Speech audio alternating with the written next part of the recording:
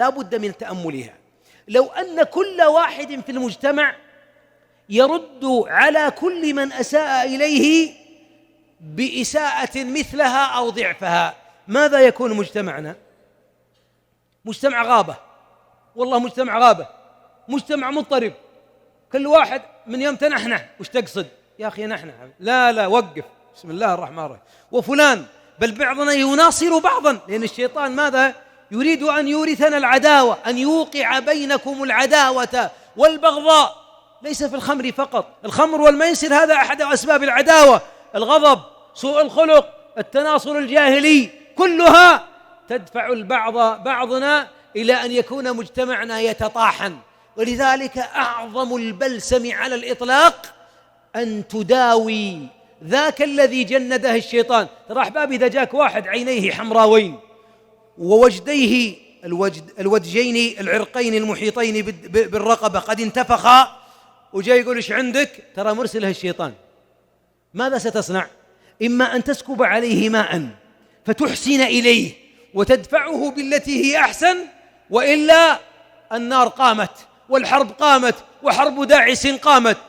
ابن مسعود دخل السوق يوما ليشتري طعاما، فلما اشترى الطعام كان ماله في ماذا؟ ماله في عمامته، فلما مسها يريد يخرج المال إذا المال قد سرق، فقال لصاحب الطعام إنه كان معي مال فسرق. فانطلق الناس يبحثون، فقال أحدهم اللهم اقطع يده، يدعون على السارق، فقال اللهم إن كان قد أخذها من حاجة فبارك له فيها، وإن كان أخذها من غير حاجة فاجعل هذا آخر مال يسرقه. أخي عجيب، وش الأخلاق هذه؟ يدعو لمن سرق ماله. يا أخي الحبيب، بعضنا لو يسرق منه طاقية ب3 ريال دعا على هذا بالسرطان والفالج والأوجاع وحمى المتصدع وكورونا وكل الأمراض اللي فوق الأرض عشان طاقية ب3 ريال. فقد يعتدي بعضنا ليس فقط أن يرد السيئة بالسيئة، بل يستطيل. الله يقول لا يحب الله الجهر بالسوء من القول إلا من ظلم. إذا ظلمت تستطيع تشتكي عند القاضي وتقول ظلمني، أخذ مالي، لكن لا يجوز أن تتجاوز عن ذلك بخطوة واحدة ولا بكلمة واحدة. انظر ابن مسعود رضي الله عنه وأرضاه كيف أنه أمر بل كان يدعو للسارق الذي سرق ماله. هذه أحبابي منزلة لا يستطيعها إلا العظماء، وتحتاج منا إلى دربة، لأن مخالطة الناس ضرورة. كل من أراد أن يخالط الناس، يبايع الناس، يختلط معهم، فلا بد أن يوطن نفسه ويتخذ قرار. وعسى أن نتخذ هذا الدرس. اتخذ قرار، أنا لن يستطيع أحد أن يغضبني. أتحداك تزعلني. ما تلاحظون بعضهم يقول أتحداك تضحكني، ويقول نكت ويسولف ولا يضحك، لأنه اتخذ قرار ما يضحك. أنا لا، بتخذ قرار أنك ما تزعلني. لماذا؟ لأن إغضابك لي سأحتسبه عملا صالحا وأريد المكافأة عليه من الله. يوسف 40 سنة عذاب وآلام. يوسف بعد أن قالوا آثرك الله علينا، ثم قالوا إنا خاطئين، ماذا قال؟ إي والله ابتدئوا بالاعتراف وبركوا تحت رجلي مثل بعضهم، وجيبوا الأمة كلهم يعترفون أمامي أنكم أخطأتم.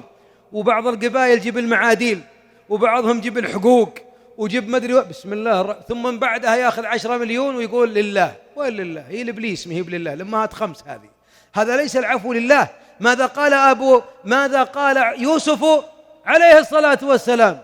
لا تثريب عليكم اليوم، حتى اللوم ما ألومكم.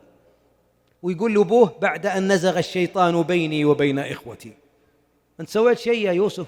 الكريم ابن الكريم صلى عليه الله ونبينا ما تعاقب الليل والنهار. أخطأ يوسف، مظلوم، طفولته رحلت، حريته سلبت، وتمت مراودته في عرضه، وسجن السنوات الطوال، ثم أتوا وكذبوا عليه وهم أمامه ضعفه ويقولون إن يسرق فقد سرق أخ له من قبل.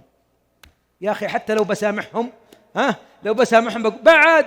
بعد هالظلم الطويل، وتقولون إني سارق، أنا سارق يوم شاب صغير، ولكنه ماذا كان يفعل؟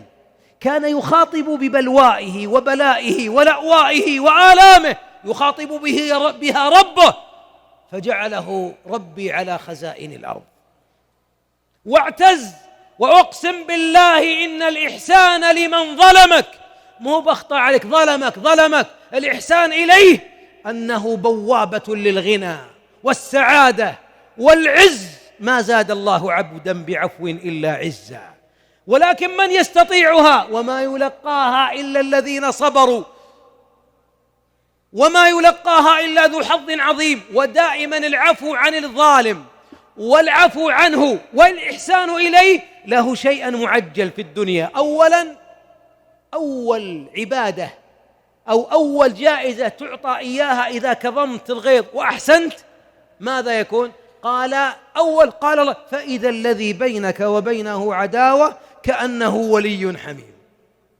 يعني تنقلب عداوته إلى صداقة، ويكون ولي ينافح عنك.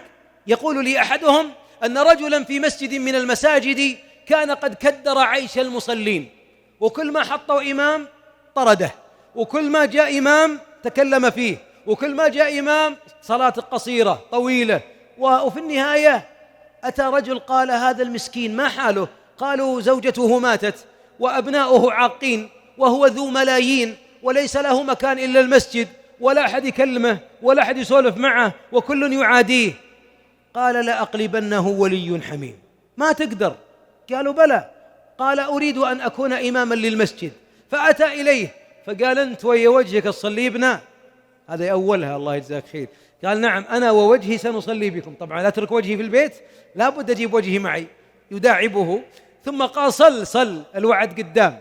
فابتدأ يقول للمؤذن: أقم، فيقيم المؤذن والإمام موجود يصلي الناس، فيسرع فيصلي بهم، ولا تطول وقصر، وش ليه طول؟ يوما وبعد ثاني يوم ماذا فعل؟ صلى المغرب فأتى له بطعام وقهوة وشاي وطيب، فطيب لحيته، ثم طيبه بكسرة عود جميلة، ثم أتى له بحافظة فيها طعام من البر الجميل، ثم جلس عنده وقال: أبي مات. الإمام يقول: أبوي مات، وانت يا أبو صالح أبوي عقب أبوي، إن كانك تبي تكدر علي فكدر، صبري عليك عبادة، إحساني هذا مو عشان أسكن عندك، أنا عندي مال وأنا غني، لكن كل الناس ما فهموك يا أبو صالح. ثم حب لحيته ورأسه، ثم قال: أنا ولدك لين تموت الأول ولا أموت قبلك؟ فانكب يبكي وانقلب، حتى صار إذا تأخر هذا الإمام عن الإمامة قالوا: وين المطوع؟ قال: ولا كلمة، المطوع عنده عذر وجاي. الله أكبر، صار محام.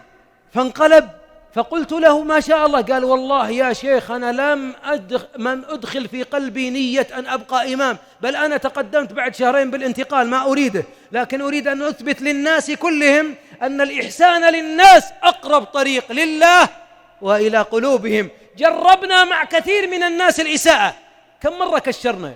يا أخي ابتسم، طيب الله يجزاك خير، كشرنا طويلا. جرب الابتسامة تنقلب. ما تلاحظ يا شيخ إذا أخطأت على واحد بالسيارة ولحقك، ثم انفتحت النافذة وقلت له وحطيت يدك على رأسك، وش يقول؟ ما هو الذي يواري وجهه، هو اللي يستحي منك، مع أنه كان يقول لبق والعجراء والمشعاب معه، وبتصير حرب داحس والغبراء بعد قليل خلف الإشارة. من يوم أن ابتسمت واعتذرت انطفأت العداوات. وهكذا حتى في البيت، المرأة زعلانة وانت زعلان، وبعدنا قاعد بعضنا في البيت بينه وبين زوجته مناديب، انها البنت صغيرة وعبودي، راح قل لأمك وانت تقولي لأمك وهي تقول لأبوك. طيب يا أخي ادخل وابتسم وسلم واعتذر، خلها تنتهي. لا، أنا أعتذر. طيب أنت خسران، نايم في المقلط الله يعظم أجرك ولا في السطح. يا أخي أحسن إليها وابتسم، ولو كان الخطأ منها أو منك ادفع بالتي هي أحسن. يا أخي ادفع، أنت خسران من شهر كامل ما بت هانئا وما كلت لقمة هانئة بسبب سوء أملاه الشيطان إليك. أما لو دفعت بالحسنى انتهت العداوات. وبعض الأحيان يا أخوان ابتسامة، أحيانا يقول أحدهم وقد قصصتها: رجل تضارب أبناء جارين متجاورين، تضاربا، فضرب الكبير الصغير والد الصغير غضب فأتى بعصا إلى المسجد ينتظر من؟ الطفل ليضربه. قال لا، أنا سأخذ القصاص من رأس أبيه. يضرب أبوه. وأتى للمسجد بالعصا. خشي المؤذن لما علم بالعصا أنها ستكون واقعة على رأس هذا المصلي، ماذا فعل؟ انطلق في الخارج وقال إن هذا فلان الذي في المسجد يريد أن يضربك في المسجد قصاصا لابنه. قال لا يستطيع. قال لا تقلبون المسجد حلبة صراع، اتق الله. قال لا يستطيع. والآن ترى، وكان عند بيت الله رجل يبيع المسواك، عود الأراك، فاشترى عودا وطيبه بريال وأتى إليه، وقبل أن يسلم من السنة قال السلام عليكم ورحمة، بسرعة لأنه يبغى يدور صاحبه، فقبل رأسه وأعطاه السواك، فنقل العين ما بين السواك ووجه صاحبه. قال أعوذ بالله من الشيطان الرجيم. قاله طفينا الشيطان بريال، سحبنا العداوة بريال. أحسن إليه، مع أنه لو قال له ذاك فلان يريد أن يبطش بك، أنا الذي أريك ماذا أصنع. ثم الشيطان يقيم الحرب ويجلس على المركة هذا ينظر ما يجري بين مؤمنين. ادفع بالتي هي أحسن.